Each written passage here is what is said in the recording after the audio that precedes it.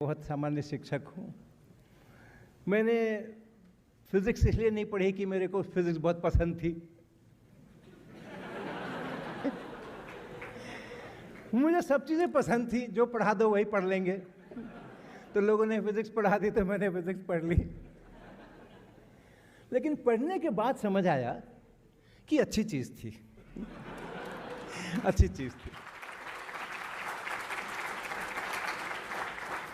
और अच्छी चीज़ इसलिए थी कि हमें समझ में आया कि हम तो बहुत सारी फिजिक्स पढ़ के ही स्कूल में दाखिला लिया था। हमने स्कूल में दाखिला जब लेते हैं तो बहुत सारी फिजिक्स अपने को हम पढ़ चुके होते हैं, हम सीख चुके होते हैं, उसके बाद ही हम स्कूल जाते हैं।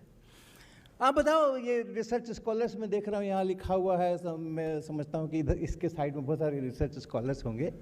जरा याद करके बताओगे क्या, न्यूटन का पहला गति नियम क्या होता है?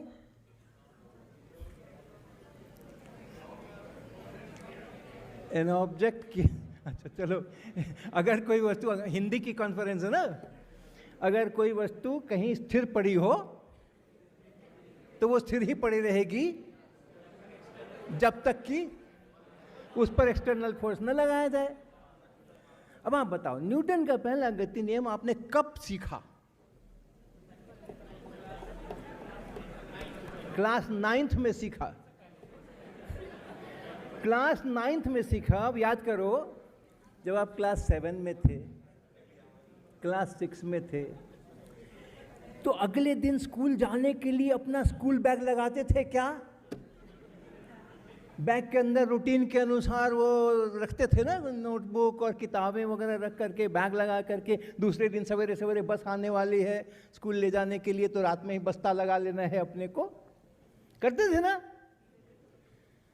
और दूसरे दिन सवेरे, रात को आपने बस्ता लगा लिया, दूसरे दिन सवेरे उस बस्ते को उठाने के लिए आप कहाँ जाते थे? कहाँ जाते थे उस बैग को उठाने के लिए जो रात में आपने लगाया था? बस्ते के पास ना, वहीं जाते थे जहां रखा था। क्यों?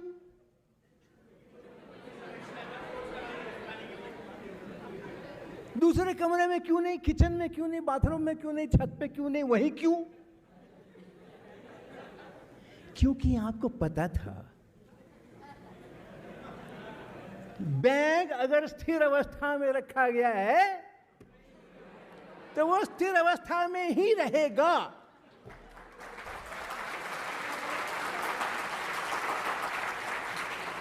पूरा यकीन था।